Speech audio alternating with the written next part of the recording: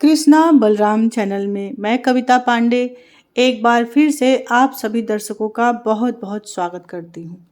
होलिका दहन एक सबक। क्या है सबक?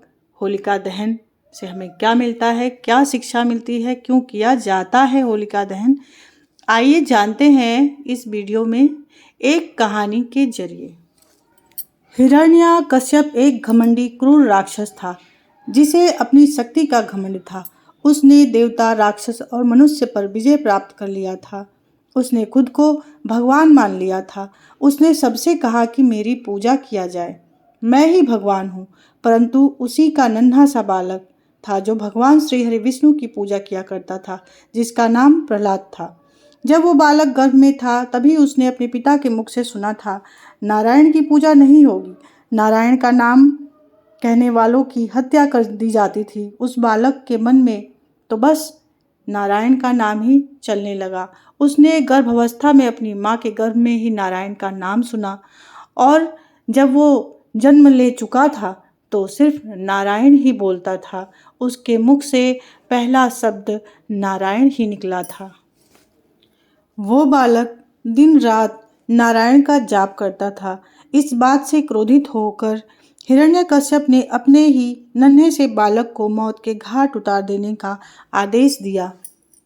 सैनिकों ने उसे सबसे ऊंची पहाड़ी की चोटी से फेंका, लेकिन नारायण का जाप करता था प्रहलाद, जिसकी शक्ति से बालक को कुछ भी नहीं हुआ।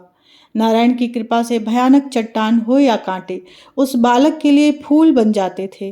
फिर उसके पिता हिरण्यकश्यप ने अपनी बहन होलिका से कहा कि तुम इस बालक को लेकर एक बड़ी सी चिता में बैठो। जैसे चिता जलेगी ये बालक जलकर राख हो जाएगा। होलिका को वरदान प्राप्त था कि उसे अग्नि जला नहीं सकती, इसलिए होलिका ने प्रहलाद को अपनी गोद में बिठा लिया और चिता जला दिया गया।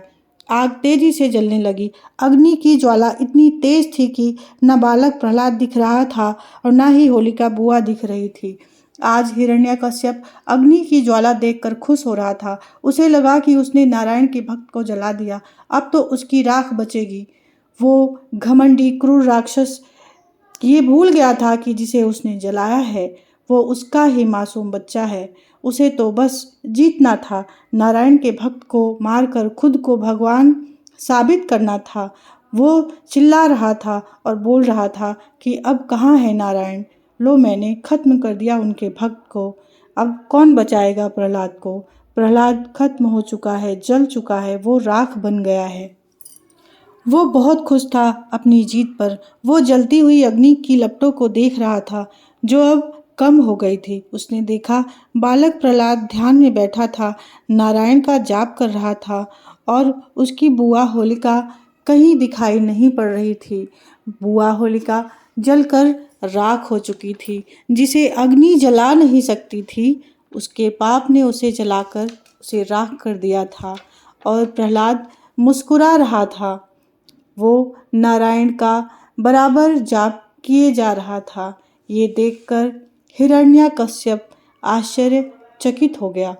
उसे अपनी आंखों पे विश्वास नहीं हो रहा था कि ये कैसे हुआ। उस घमंडी अहंकारी राजा का अहंकार और घमंड चूर हो चुका था। वो अहंकार कितना भी करे, परंतु भगवान की शक्ति, भगवान की भक्ति सबसे बड़ी होती है। किसी अहंकारी की जीत, किसी क्रूरता की जीत कभी भी नहीं हो सकती। ईश्वरीय शक्ति हमेशा जीतती है। अगर आपको ये वीडियो पसंद आया हो तो कृपया इसे लाइक, सब्सक्राइब जरूर कीजिएगा। आप सभी का बहुत बहुत धन्यवाद।